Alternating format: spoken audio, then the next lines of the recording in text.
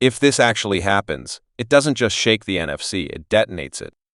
The San Francisco 49ers don't make timid moves when they believe a championship window is open, and this one would be the loudest declaration yet. Myles Garrett is coming to the Bay. The moment news breaks that the 49ers have landed the reigning Defensive Player of the Year from the Cleveland Browns, everything changes from the balance of power in the NFC West to how opposing offensive coordinators sleep at night. This isn't a depth addition. This isn't rotational help. This is a franchise-altering, protection-destroying, game-wrecking force, joining a defense that was already built to dominate. Myles Garrett has spent his career redefining what an elite edge rusher looks like: explosive first step, violent hands, refined counter moves, and the kind of closing speed that turns almost sacks into strip sacks. In Cleveland, he was the entire pass rush ecosystem. Now imagine him in San Francisco, lining up opposite Nick Bosa, with Fred Warner patrolling the second level and Talanoa Hufanga flying downhill. There is no sliding protection that fixes this. Slide to Garrett? Bosa gets one-on-one. Chip Bosa? Garrett caves the edge. Keep a tight end in? Congratulations, now you've limited your route tree and still might not block either of them. Defensive coordinators preach affect the quarterback. This duo doesn't just affect, it overwhelms. The 49ers front four suddenly becomes the most feared unit in football, capable of generating pressure without blitzing, which unlocks the entire playbook for Steve Wilks' style of disguised coverage and late rotations. And let's be clear, pressure without blitzing is how you win in January.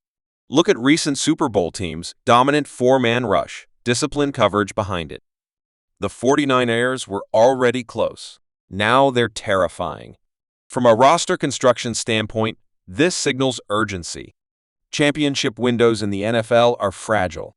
Brock Purdy remains on a team-friendly contract relative to top-tier quarterbacks, which gives the front office flexibility to push chips forward. Pairing Garrett with Bosa is an all-in maneuver: expensive, bold, but calculated. The draft capital and cap gymnastics required would be massive, but so is the reward. You're not trading for potential. You're acquiring a perennial all-pro in his prime, who consistently posts double-digit sacks and leads the league in pressures. That kind of production travels. It doesn't depend on scheme. It doesn't fluctuate wildly year to year. Its dominance rooted in physical traits and technical refinement. Offenses in the NFC West now face a nightmare matrix. The Seattle Seahawks offensive line, already inconsistent in pass protection, would have to deal with relentless edge pressure twice a year. The Los Angeles Rams, built around timing and rhythm passing, would see their launch points collapse before routes develop. And the Arizona Cardinals, still developing protection chemistry, would be forced into max protect shells that limit explosive play design.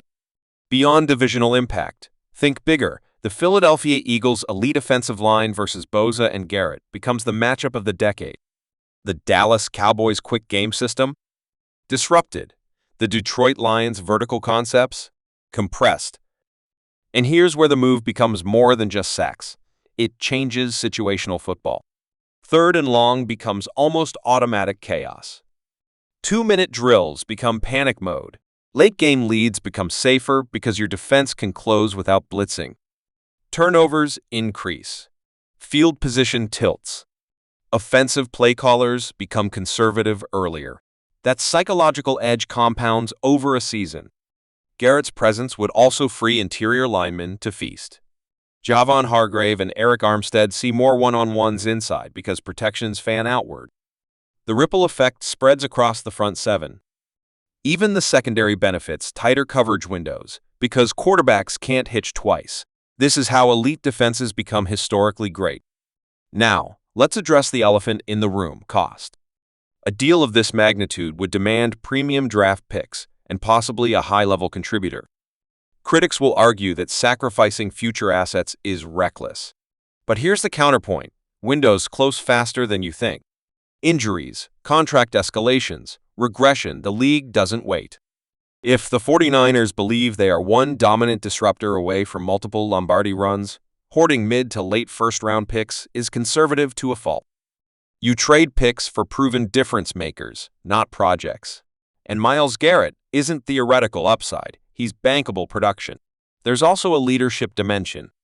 Garrett brings postseason experience, elite preparation habits, and a reputation for relentless conditioning. Pair that with a locker room already built around high standards, and you amplify accountability. Championships are culture as much as talent. Imagine training camp reps where Bosa and Garrett push each other daily, iron sharpening iron at the highest level. That internal competition elevates everyone. The offensive side of the ball benefits indirectly as well.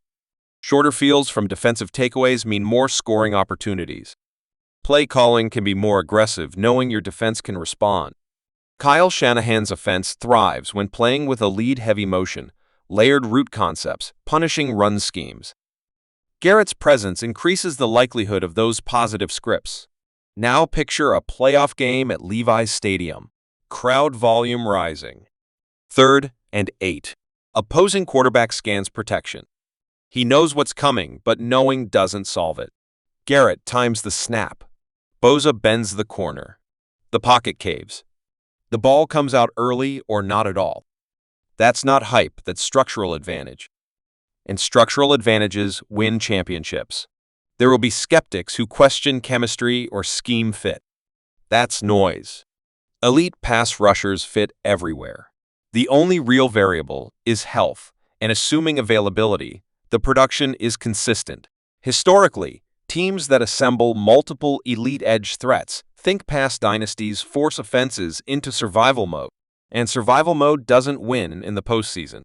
If this signing materializes, the 49ers are signaling that near misses are no longer acceptable. Close isn't enough. Conference title games aren't enough. Super Bowl appearances without rings aren't enough. This is about finishing.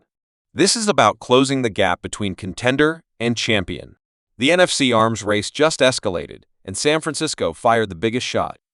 For fans, it's validation that ownership is willing to invest aggressively.